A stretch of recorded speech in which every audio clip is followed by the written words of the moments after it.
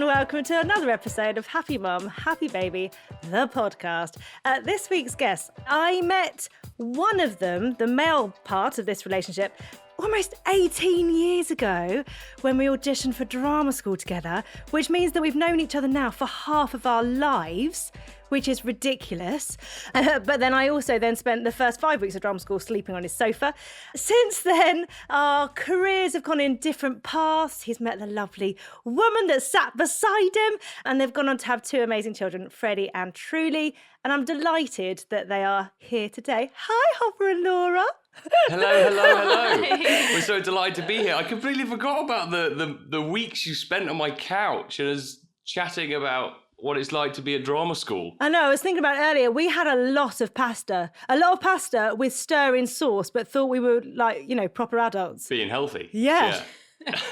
And you should have seen, Laura, the amount of pasta we were eating as well. It was a lot of food. Well, also, because you were Italian as well, I was like, this girl knows how to cook pasta. Surely. We just got dolmio sauce and just poured it over mince. It was awful. I was like, oh, she knows. She gets dolmio. Very she knows. Italian. Actually, so Italian. That reminds me of another thing I thought this morning. Total sidetrack, but I was thinking about us doing Collier's Friday night together. And so there was a scene on stage where it was just me and Hopper. And by the way, I call him Hopper. Anyone that's listening is called Tom Hopper, but Hopper and Laura. And my nonna, who was in her late 80s then, came to see. She doesn't speak a word of English. And you're just on stage shouting at me. We're having a little bit of a conflict. And my nonna nearly stood up. My dad had to stop her from standing up and having a go at Hopper. Because she was I'm just so believable. He's making my granddaughter cry. But it's so that's just reminded me. Anyway, we go way back. And since then, we've got kids. 5 kids between us. It's mad. Every time we come down to see you guys or we meet up for, one of our crazy meals that we have with children running around like a bunch of lion cubs, we always sort of go back to that time when it was just us and before we had kids. And it changes so much. It's mad how children change your lives in so many ways and they take you on all these different paths. When did you two actually meet? I was trying to work this out earlier. It's over a decade. It's been 11 years now. Yeah. The first time we met, I actually don't remember it because, not having any responsibilities, I was reasonably drunk. And I remember Tom introducing himself and saying he was from Leicester. And I was like, oh my God, me too. And then I heard Backstreet Boys playing. And I was like, sorry, I've got to go. And started doing my Backstreet's back She left dance. me on my own. And I was sort of looked around aimlessly looking for someone else to talk to. But she ran off and just saw this girl dancing off to Backstreet Boys.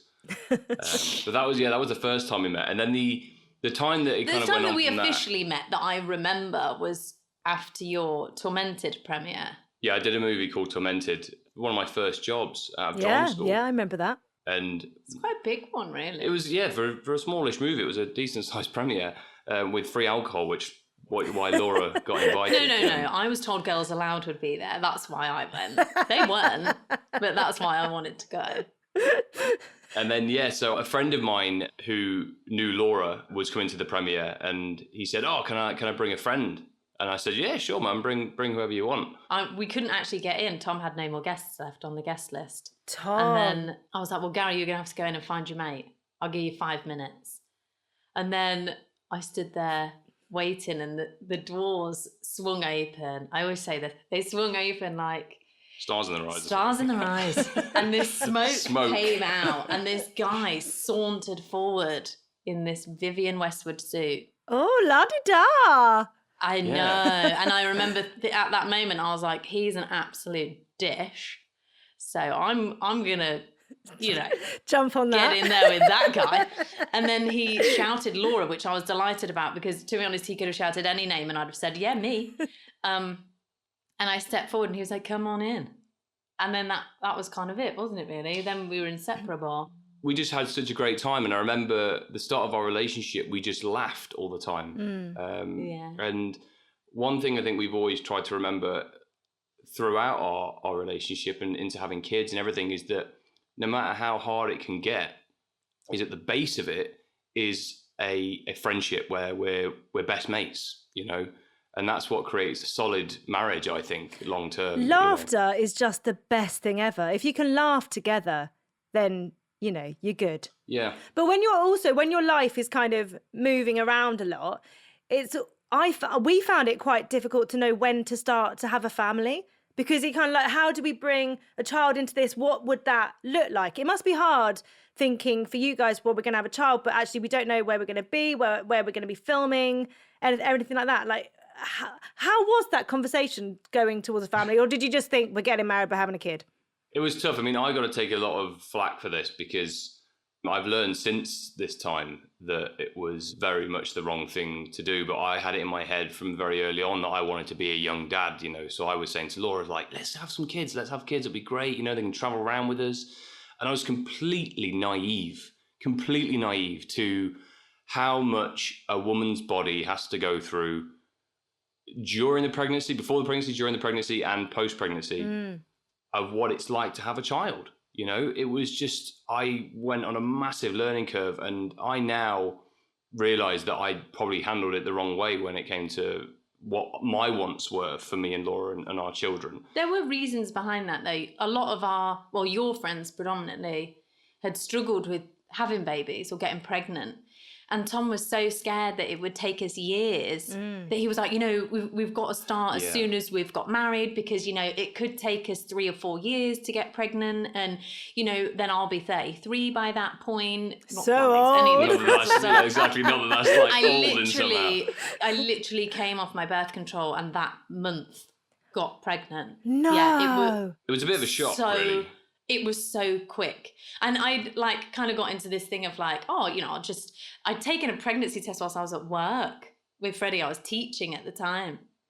And I took it and then kind of went back to teaching, and then kind of remembered about 2 hours later, did I take a test?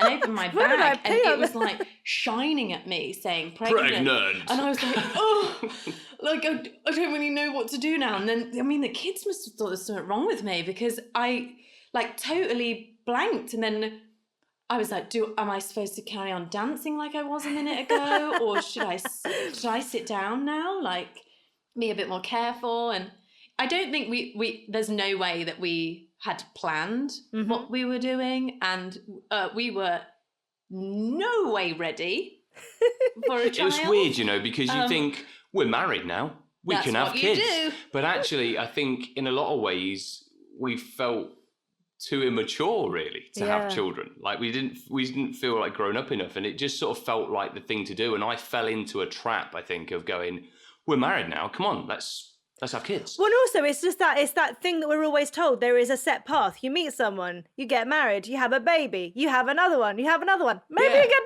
divorced, who knows? Exactly, it's the next step. But there is a path that we're all kind of, is in our brain, and that's what you have to do. So I think it is difficult to kind of step aside and go, well, hold on, what works for us? Is this the right time? Like, is this now? And, I do think that sometimes we did the whole not trying approach. To be honest, I think at first Tom was just excited that we were going to have loads of sex. And then, the practicing part, the warming up bit is great. Yeah, that's what you were most excited for. I've got 3 years of just loads of sex, because she's not going to get pregnant straight away. And then I got pregnant and I was like, don't come near me. It might move it or do something. Yeah. And I really screwed myself, because then I got nothing for 9 months. It wasn't 9 months you get. But for us, and for a few other people we know, that's from the male perspective, that they don't want to come near. So, the first 3 months, I was like, absolutely not. And then, things changed slightly for myself. Get a little bit horny, a little bit frisky. Tom the whole way through was like, good Lord, you're gorgeous. Look at your boobs, just move that bump out the way a bit. Hair and stuff, right? Women's hair when they're pregnant, when they get to a certain point in pregnancy, like the first trimester is like, I feel sick, don't come anywhere near me, please. Oh God, I think I might pass out on you. And you're like, oh, okay, babe, you just deal with you. And then when they get into the second and third trimester, they become like these goddesses that are carrying your child, and they look amazing, they're glowing and become really sexy. you don't. Yeah, but you see it with, like, this is not like I'm like looking at lots of pregnant women and going, ugh, but you see it with other pregnant women in a certain stage of their pregnancy where they go, God, they look amazing. Yeah, I agree. I agree. But do you think look great? Do you think there's also something in that Laura was carrying your child? Absolutely. Oh man, you should have seen his little face when I said I'm pregnant. He was like, "Oh, it worked! Like it really worked, Laura." I'm sure a lot of men go through this, but you have this thing where you're growing up and you get kicked in the balls a lot, right? Yep. Especially like me, I played a lot of sport and everything, and it happens. And I was convinced. That's why I said we need to try now, because I'm pretty sure I can't have kids. And I got kicked in the balls so many times. You convince yourself, you really had, hadn't you? They ain't gonna work. And that moment that she said that she was pregnant, my first reaction was, they work! Oh my God! And it was like this amazing like revelation that like nature just happened to work. I mean, we weren't telling anybody about whether we were going to try or not. We didn't tell anyone we were pregnant for so long with both of the kids. In fact, truly, some people didn't even know we were pregnant at all. Yeah, we just turned up with a baby. Or we FaceTimed them from the hospital, like, just so you know, we've had a baby. And they were like, what? But because Tom had been away, we'd not really seen anybody. So we kind of got away with it, Why didn't do you think you wanted to keep it so private? Well, I was so scared something was going to go wrong. I was so scared that it happened so quickly, and that I wasn't the healthiest of human beings before I got pregnant. I smoked, I drank way too much. I mean, you've seen me on New Year's before. And I was just so scared that it was going to go wrong. And the idea of having to see people and explain what had happened, I couldn't do it. Yeah. And with Truly, my nephew was born and had complications, and I was so scared that the same thing might happen that I just didn't want to talk about it. Yeah. And not in like I loved being pregnant with Truly. I thought it was the best thing ever, but I felt like there was so many things around me pointing to like what could happen if it went wrong, that I just was like, oh well, I'll keep it to myself. It can kind of just be our little secret. Yeah, it was a very different pregnancy the second time around as well. Like, you seemed to enjoy it so much more. You were far more relaxed, and I just kept getting told something was wrong with Freddie when I was pregnant with him. You know, we were in South Africa and they were like, he's too small, he's not growing, there's shadowing on his bowel. And I just remember, like, I just wanted to go home. Yeah. I was like, I just want to go home, Tom. I want to see my doctor. I want to make sure everything's all right. And he was in a breech position, so everyone was questioning whether I was going to have a C-section, and then I did, and then I felt horrendous afterwards. Yeah, there was a lot more stress through that pregnancy. I couldn't work out why I wasn't in this like amazing bubble after I had Freddie. And then actually it turns out when I had Truly, gory details, after I had a C-section with Truly too, and as soon as she was born pretty much, they put those really sexy knickers on me. Nice. The kind of net ones. Yeah, those ones.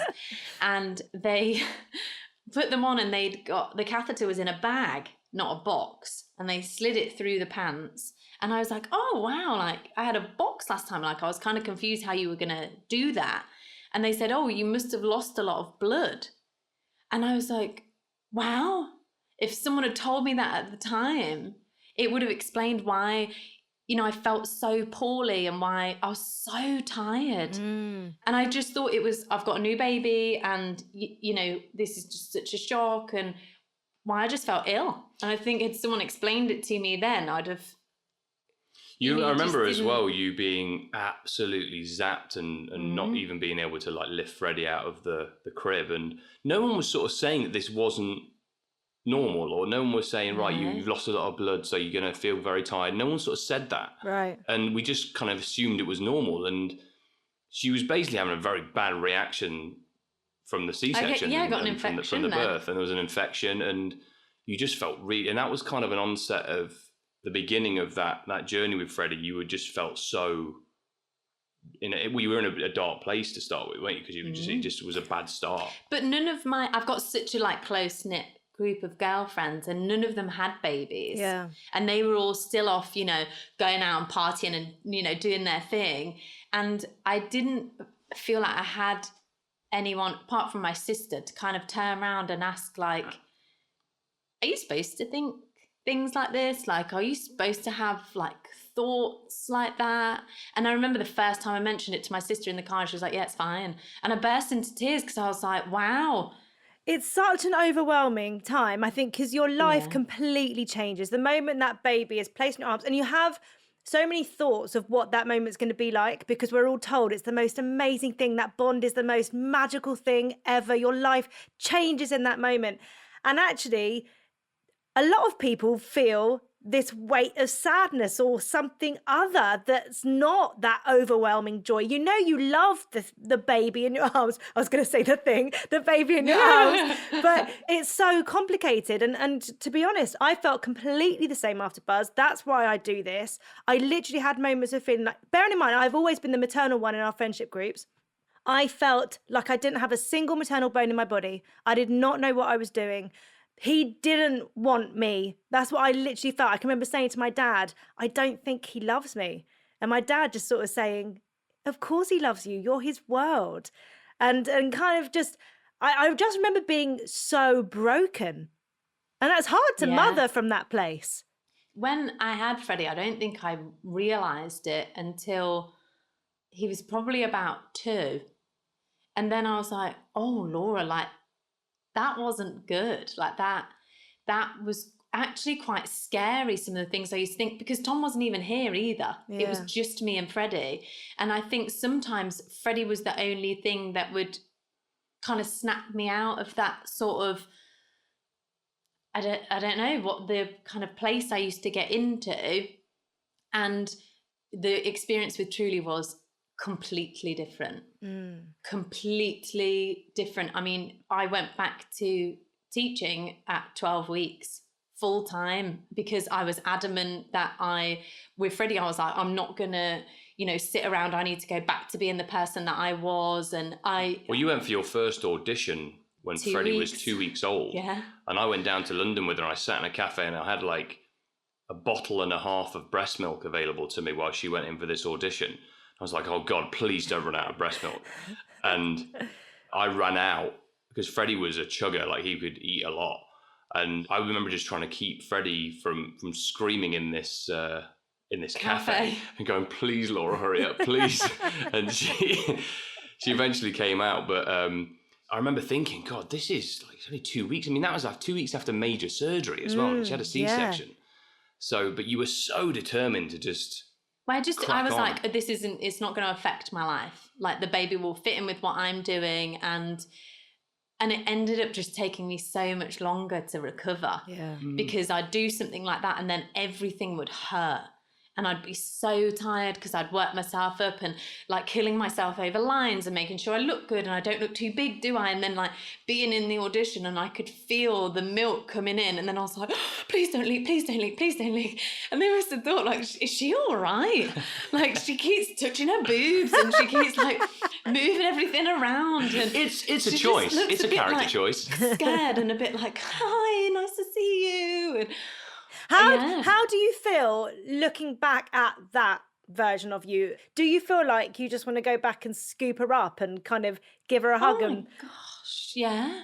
Like give her a hug and go, woman, sit down. Yeah. Do a tape. Like you don't need to be in the room. Stop killing yourself. And I mean, one of the things that I've really learned is just to enjoy the journey, especially with work. And enjoy auditions, and if you get in the room, fine, you get in the room. If you don't, you don't. And I think I was so scared that having a child would make me lose momentum, which it can do. It can make you lose a bit of momentum, and you do kind of have to get yourself going again. But I'd wanted to just give myself a break. I remember coming in from teaching like 9:30 at night and sitting there pumping like a mad person. Such a lovely sound. Just because I was determined to go back, and I should have. I think it's because I was like, yeah, I can do that. Yeah, I can do that. Yeah, and I should have said no. And with Truly, I did. With Truly, I was like, no, I'm going to enjoy this, and I'm going to feed her myself, and she will go everywhere with me. And she did. Like, she came on set with you when you did Terminator. I remember walking onto set and everyone was like, oh, you brought a baby to the Terminator set. We fire actual guns here. Like, they're loud. I was like, she's got mad. Noise-cancelling headphones. She'll be totally fine. Don't worry about her. She'll be fine. But yeah, it was a very different experience. It was, for sure. And for us as well. Did you two talk throughout? So, Laura, when you were, after having Freddie, when it was a little bit darker, should we say, were you able to communicate to each other with Hopper being away, or did you kind of hide it a little bit? Oh, I didn't say anything. I was completely none the wiser. I thought everything was cushy. She would never let me know that she was having issues. I think more than anything because she didn't want me to worry when I was away. Because she wanted me to crack on and do my job. I'm quite naughty at communicating sometimes. Yeah, you keep it. I will not say anything for ages, and then I kind of have this little we'll call it a meltdown / tantrum, where I just kind of go about everything. But at the time, I just thought that's what motherhood was. Like, I just thought, oh, okay, well, this is what it's like being a mum. Like, you're always tired, you have dark thoughts, and you don't really like yourself very much. Like, I just thought that was it. And actually, having Truly, I've realised it's not even close. Like, you just had a bad time of it first time. And I think I wish I had communicated slightly more with Tom. Hopper, what's it like though, hearing that she was that in that place? So tough for me, because I'm kind of the opposite of Laura in that I'm a talker. So I'm like, talk to me about it. If there's a problem, let's talk it out. Let's always get it out in the open. So when I started hearing that she was having these problems, when it finally did come out in a meltdown tantrum, as she says, it would feel like it came out of nowhere. And I was trying to deal with it all in one go, where I felt like, why? I just remember sort of saying to her, like, please, please, please never do that again. Please just talk to me, because that's what I'm here for, And it doesn't get cooped up inside, because that's one thing I think we've learned now of where we've got to in our relationship, is that we communicate so much better than we ever have. In fact, actually, lockdown has been great for our relationship, the whole year. This has been the making of us recently, I think. I feel so grateful that we've had such a huge amount of time as a four, because it means that we've had that time to communicate. Yeah, I mean, we also, it's been so good. I mean, you know about this, G, and we put it on our Instagram and stuff, but we also, through the beginning of lockdown, we got the official diagnosis about Freddie getting his autism diagnosis, Let's talk about Freddie. What was Freddie like? I know, but for the listeners, what was Freddie like as a baby? Glorious. Yeah. He was gorgeous. He didn't sleep very well, but he was happy and smiley and giggly. I mean, he threw up a lot. He got quite bad reflux. He got reflux, didn't he? Yeah. He was great. He was such a gorgeous little boy. Just yeah, he was very engaging. Yeah, he would do all the things you'd expect a little happy baby to do, And there was a period of around 18 months, I think he would have been, when, I mean, my first encounter of something that was different was when I went to pick Freddie up from nursery, and one of the care workers there said, "Oh, we're wondering whether Freddie should get his hearing tested, because he's not turning around to his name at the minute." And he'd always done that before. And I remember going, "Oh, okay." And he was stood in the corner, like playing in the corner. And I went, "Freddie," and he didn't turn. And that was the first time I'd noticed that he didn't do that. And my immediate thing was, oh, maybe we need to get his hearing tested. Because I went over, and then once he saw me, his face lit up, and we went home and everything. And I said to Laura, when I was like, oh, they're a bit concerned about his hearing. So that was kind of the first thing. And then as we came up to the winter, he started getting a lot of infections, didn't he? He started to get It was viruses. Kids pick up those viruses where they get these really bad temperatures and a little bit of a rash maybe, and then it goes away. But he was getting them all the time.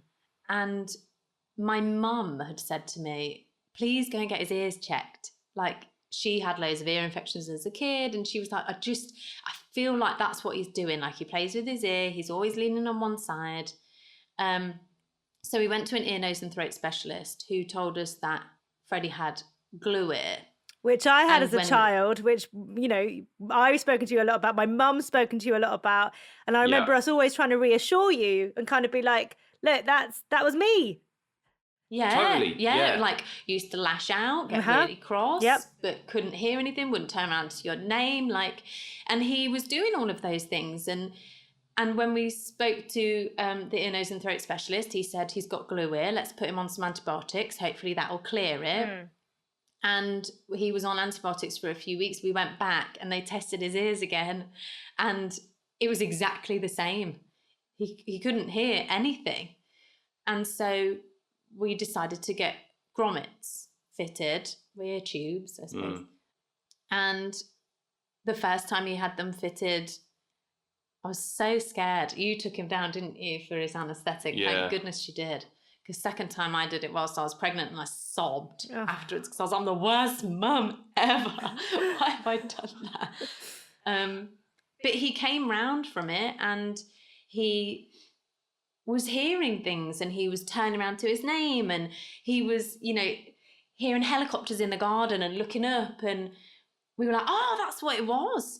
You know, the kid couldn't He certainly hear. seemed a lot happier, and he'd be communicating a little bit more like you would expect a child of his age to be communicating, you know, and then it kind of started to regress again, I guess, didn't it? And we thought, it just never progressed. Never progressed, I think, is a better way of saying it. Yeah, that he just didn't, like, all the other children of his age were like starting to string words together, and were just far more engaged in conversation or interested in what us as adults were doing. They want to be involved, you know, and Freddie just didn't. It wasn't, and we know now, after having Truly, how different it is, you know, because Freddie was, and we kept convincing ourselves that there wasn't anything different about Freddie. It was probably just his ears. He was just delayed. And you go through this process of denial, I suppose, initially, of like, oh no, he's fine. Like it's fine. He's just this, it's just that. And you kind of fighting against the inevitable, which is happening in front of you, which is there's this regression and this change that's happening for your child. And to the point where the child that you knew 6 months ago is kind of not there anymore like this. It's becoming a different child, and your relationship is changing with them because they're not responding in the same way that they used to. Does that make you feel like you've almost lost the child that you thought was growing before you, and that have kind of taken a different...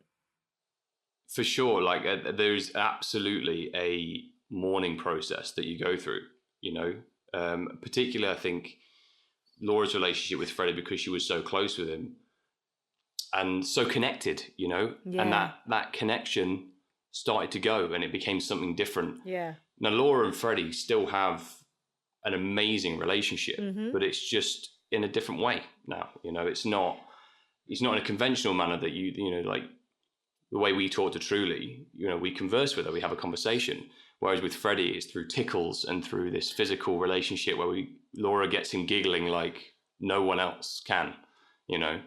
It lights up the room when Freddie giggles, you know, like he's a little ray of sunshine. And what my learning process with this and seeing Freddie change is the way Freddie started to see life. He sees life in a very literal sense. So he doesn't care about the things that a lot of other kids might, you know, with Christmas presents, birthday presents. He doesn't care about any of that. What Freddie cares about is the rain falling out the sky, the wind blowing the trees, nature. He loves having his shoes off and running around the grass and feeling what the grass feels like on his feet.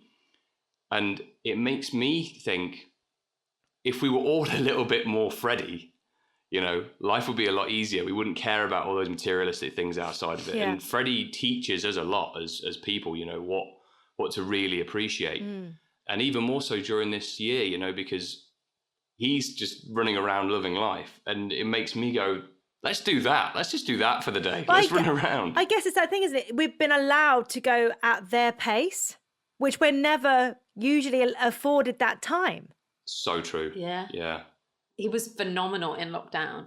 He was the happiest kid you've ever known.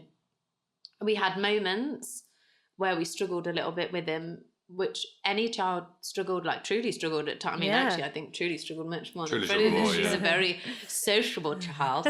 So she was desperate to go and see, like, please let me go and see my mate's mum. I've had enough. You're annoying. But he was amazing. He just loved it. He loved being at home. Like, oh. Yeah.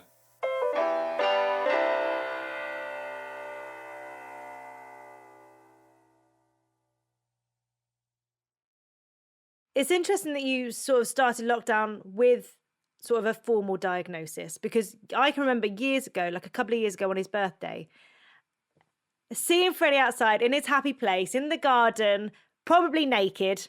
With all the boys then getting naked. And you saying, Laura, he's happy and I'm giving him everything he needs right now. I remember you being just not wanting to almost have a diagnosis because he's a happy child. Do you feel... Yeah, I definitely, I put it off. The pediatrician asked me if I wanted a diagnosis and I said no.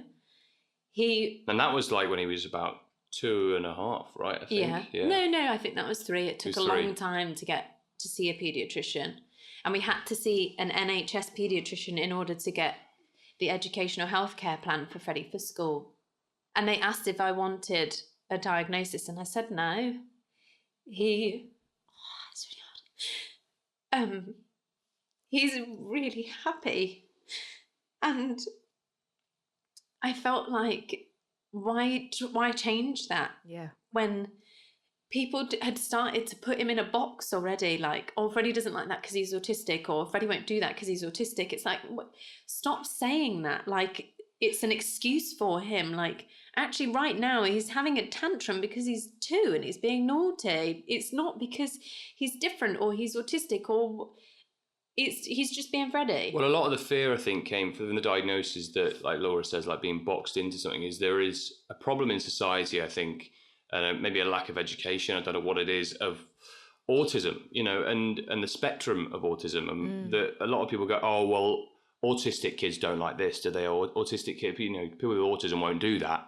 And actually, there is no one size fits all. Like any conventional person, neurotypical person, there is no one size fits all. Everyone likes different things and is annoyed by different things and different kinds of routines. Some people work for others and not for other people. So, there's things that Freddie does that people said, oh, well, he won't like that because he's autistic. And I said, no, actually, Freddie loves that. Freddie will be quite happy doing that. And I think that's part of the fight that I think Laura had with getting that diagnosis, because you fight with that for the rest of their lives, potentially. And your heart aches because you never want...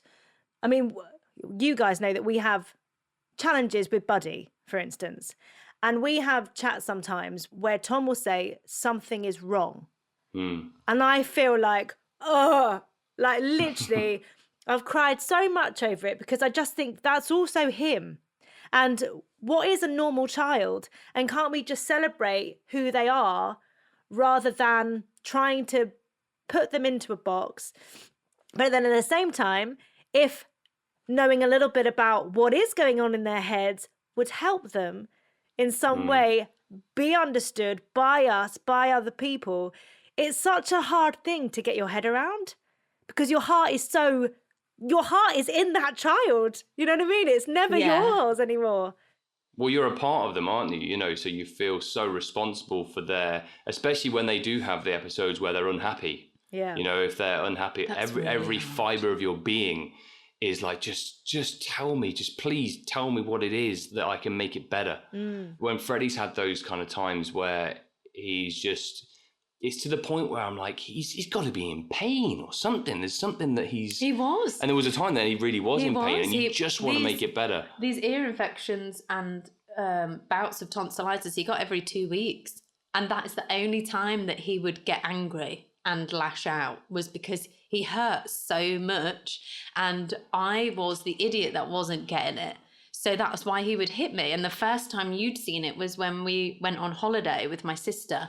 And in the airport, he was uncontrollable, wasn't he? Yeah. And he just would lash out. And then it'd get to the point where I'd be so cross at everyone around me for having their opinion on my son. Like, all of you go away, but probably said in a way harsher tone. But you know, people like to be like, oh, well, you know, I just don't understand how people medicate their kids. And I'd be like, are you telling me that if Freddie got to the age of 16 and he's the same size as his dad at 6'5" and he's doing the same thing, that I can't give him something to calm him down? You are joking. Also, he is my son. What I do with him is up to me. It's up to Tom. Like, we're his parents. We will help him through this. And when we were first exploring Freddie's differences and his uniqueness as a human being, we heard so often that there's something wrong with Freddie.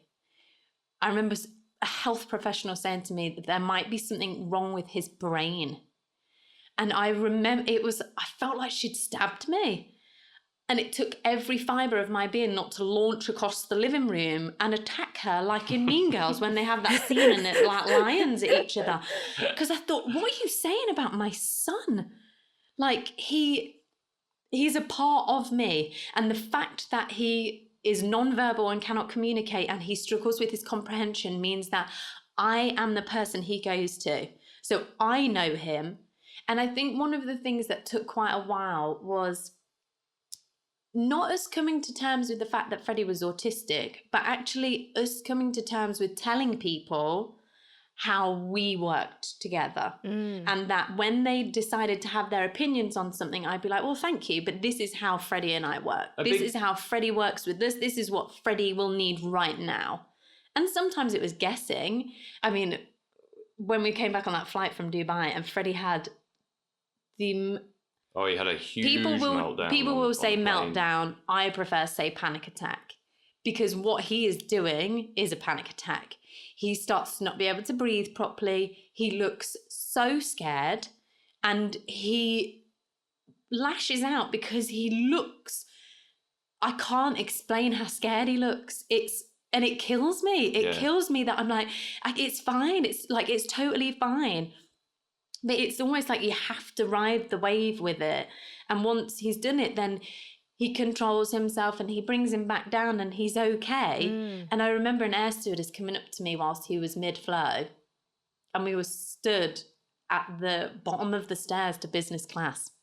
And she said to me, don't worry. If he needs to shout for a little while, you let him shout. People do this plenty on flights. So he's absolutely fine. And I was like, yeah, he is. And things like that just kind of, it gave me more and more confidence to turn around to people and say, no, I won't be doing that because my son doesn't like that. Or one of Tom's favourite things in an airport is to literally put his hand up to airport staff and be like, my son has extra needs and we will not be queuing, thank you.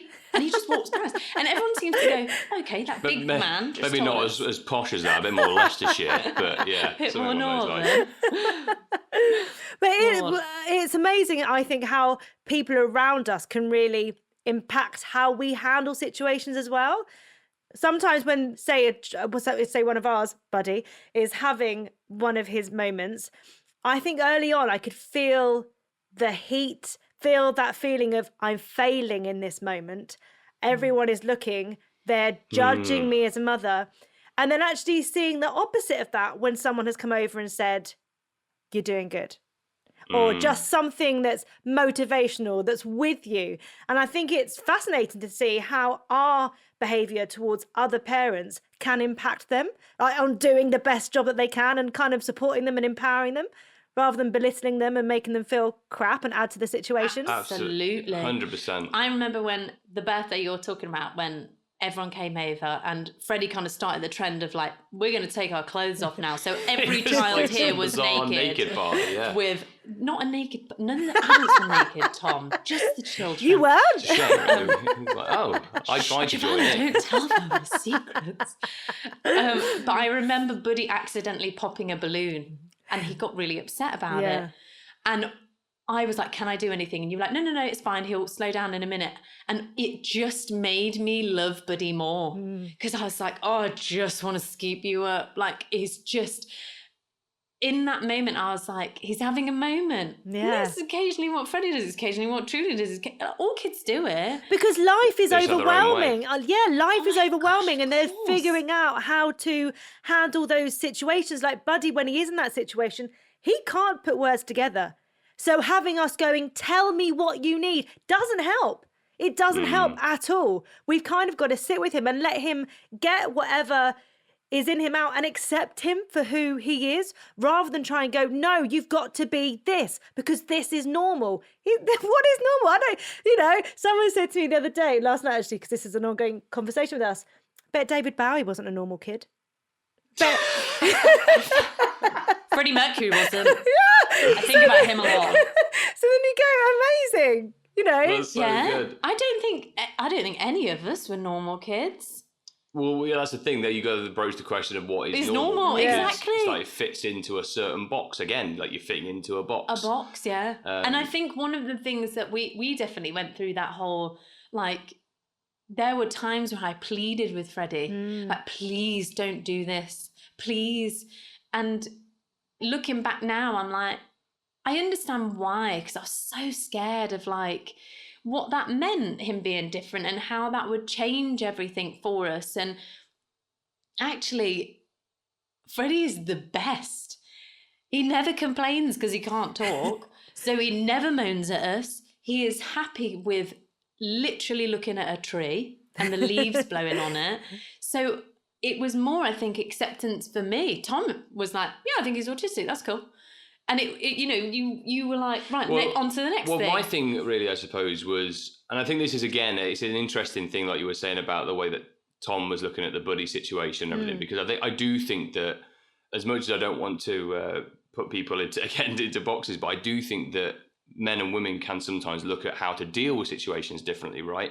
Particularly mums and dads. I think, I mean, I'm generalizing here, but the way that from our perspective, I certainly felt like there was something different about Freddie, and I'm the kind of person that goes, right, I'm going to look into this research now about the way he's behaving, and then all these things started coming up, and I sort of found the autism thing quite quickly and tried to talk to Laura about it, and Laura wasn't there yet. She was dealing with it in a very different way, and I tried to be like, no, I'm telling you, this is something we need to look into, because it's saying here that early prevention is really important, blah blah blah.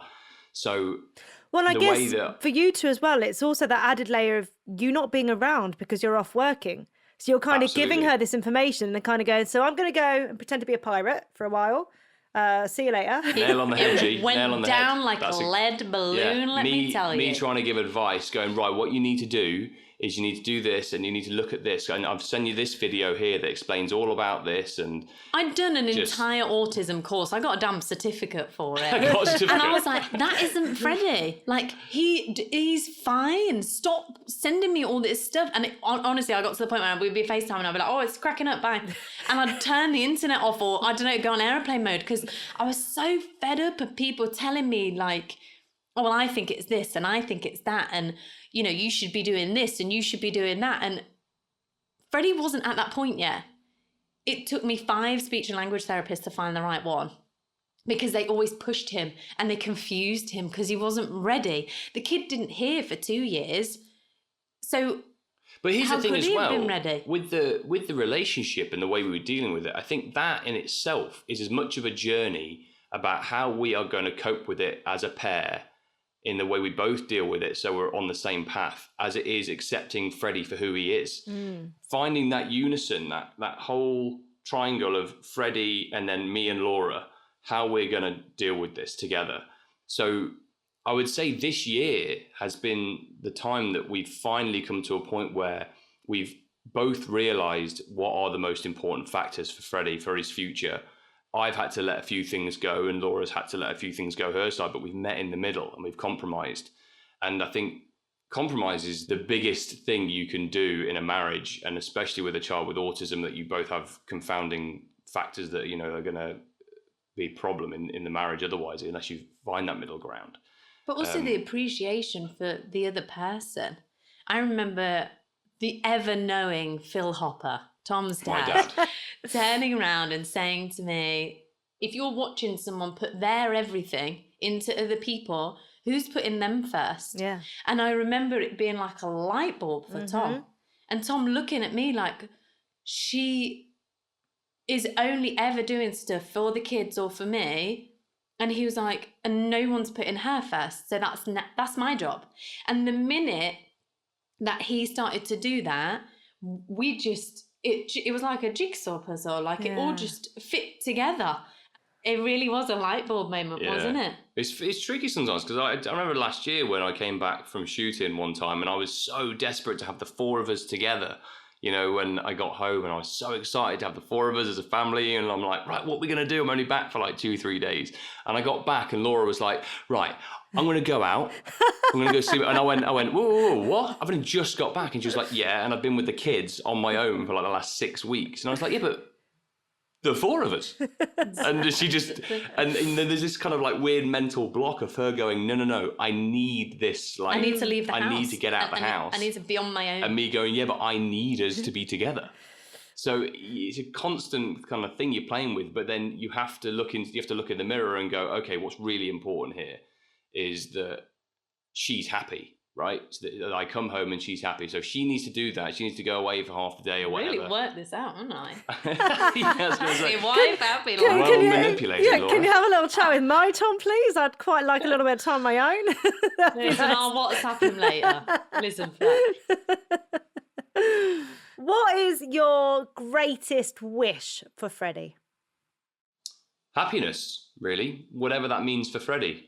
We will do everything in our power to create a world where he can be happy. And that goes down to his school, the people that take care of him on a regular basis, what he's exposed to.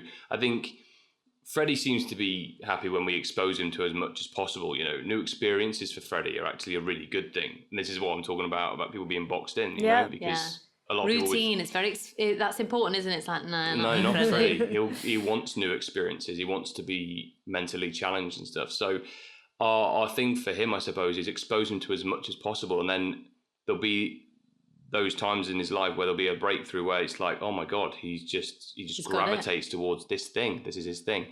And a lot of Freddie's teachers have all said to us, you know, a lot of children with autism all have a thing. You know, they have this thing that it brings out the best of them. And we'll find that for Freddie. Whatever it is, we'll find it. That's the journey, really. And that's what I always say is about enjoying the journey. There's no point in looking at, 10, 15 years down the line right now. All we can do is give him the best today and enjoy every day with him and see where he gets to. And that's the exciting bit.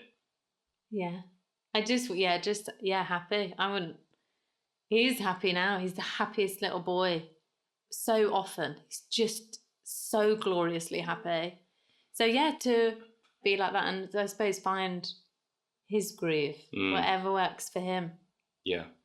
And if we can help kind of educate people on how he works so that things are easier for him, then, that's what we want to do. We want to be able to talk more about Freddie. We want to talk to other parents so they can help with their kids. And don't you think as well, part of the sharing is creating a world of understanding and making people see that your actions, they matter as well. And actually, if we're all open to each other and understand what's going on, and that different things mean different things to different people, and that's absolutely fine. But rather than trying to have an explanation for everything or put everything into a box, it's okay just to be an experience and to listen to each other. Yeah, I think we all go in those situations where we feel like the world's against us, and actually it doesn't have to be. We can all just support each other a little bit. Yeah. And I do think as well, the more that you can expose people to differences and the uniqueness of somebody, the more it's not a problem anymore. And also the more that you can lovingly tell somebody, please don't do that. Yeah. The times where I went to mum groups where I would sob in the car afterwards because people looked at Freddie, it was like disgust about the fact that he was running around and enjoying himself because he wouldn't sit on a mat and sing a song and watch the woman doing it. Actually, the way he enjoyed it was to run round and round in circles and touch people as much as possible. And really, it would just be to kind of say to those people, please don't do that. He's just enjoying himself. Yeah. I've got to say, Freddie is a joy to watch. He is an absolute, like, you just watch him outside in its own world and you just think, I would love to be seeing what you're seeing and to see things in the same way. Yeah, I mean, Totally. the way he watches things as well, like the detail. When we were in Toronto, we went to this part where they had these kind of sprinkler things, didn't they? There's a system that used to go off in like a little dance. And he understood that he needed to press the button and they'd start to dance around. And you'd watch other kids press the button and then they'd run in and out getting wet. And those are their main goals, like press the button, get wet, press it again. Like, yeah. Whereas Freddie pressed the button and then he'd like stand back and he'd watch it like dancing around, and then he'd giggle and then he'd listen for a minute and then he'd giggle again and then another one would come up and he'd be like, oh, and then is it time to get wet now? Or no, let me listen again. Like everything about it he took in and he noticed every moment of it, didn't he? Like every single time it moved differently, like if the wind made it move differently, he'd be like, oh, and it was all amazing all over again. And watching him notice all those details was just, oh gosh, he is glorious. Yeah. You're absolutely right, Julie. He is. If you two could write separate letters on being a parent, any topic around it, who would you write a letter to and what would it be about? You can write to yourself, like at different times throughout motherhood or fatherhood, before. You can write to other parents, parts of your body, technology. I would write a letter to my balls. To my balls. Well done. Your work. Saying you do work. Don't mess about with it. It works. It's not a toy. No, I would write a letter to my probably very young self, actually, like 3 or 4, to appreciate my mum, actually, because my mum brought me and my brother up as a single parent, and I don't think I ever appreciated how hard it was for her and for parents in general. And it would give me an appreciation through the rest of my life of what it really is to be a parent, let alone what it was like for me, growing up with her and appreciating her. But I think it would have influenced my entire life of the way myself going into parenthood and like the way I would have approached us having children and what I knew that I would be putting Laura through and that sort of thing. So it would have changed my whole perspective on parent life, I think. Lots of love to Teresa. The saint. My letter, I think it'd probably go to me, to when I had Freddie, and then to like other mums, which is one of the most phenomenal things I think about what you do in discussing and being so open about how you felt and that it was your journey. It's not necessarily the same as anyone else's, but that give yourself a break, woman. Like, say no. Go do something for you, right? Remember who you are and that you're still Laura. It's not gone away. It's just that there's a different part of you now as well. And I'd maybe go back to being able to have women in the room when you deliver. I love you. It was great you were there. But I was there when my sister gave birth and I was there when my best friend did too. And I think having that understanding of knowing exactly how that person feels means that you don't panic so much. I'd turn around to Tom being like, I think I'm going to be sick. And that was normal. Whereas he was sitting there like, what? I thought I could just take my top off and do skin to skin, Laura. That's what I'm here for. That's his favourite thing to do. All the midwives are like, good Lord, look at this guy with his top off all tanned. Excuse me. No. Oh, God. And I'd sit there like, just put your top off. But, it'd be to myself to say, you're doing all right, kid. You're all right. And we finished, and we finished each podcast with you finishing 3 sentences. Okay. So being a parent means? Being a parent means having unconditional love despite any challenges that might be coming your way. It's about just digging deep via love. Let love lead it. Being a parent means Oh, Lord. Where's my brain gone? That's a big one. Losing your brain and being okay with it. Or just very tired. Being very tired, yeah. Since- Definitely means that. Since having children, Since having children, I am not such a judgy cow. I hope I'm nicer. Since having children, I appreciate sleep more than I ever thought I could. And I'm happy when? Oh, I'm happy when the four of us are together, no matter where that is in the world. You know, whenever we're together, that's when I'm happy. Yeah. I'm happy with the four of us, and also Christmas. Oh yeah. Guys, thank you so much. It's been amazing. I can't believe thank we've sat you. down and had a proper conversation with no interruptions. Like, this hasn't happened for years. How good is that? Quick, get Tom so we can all sit together. Sit and have a chat. I know. It's like so long. Oh, guys, it's been amazing. Thank you so much. Thanks Thank so you. much Thanks for for having us having on. us. I have so much love for you guys. I've got so much love for your kids. And, you know, we're all in this together.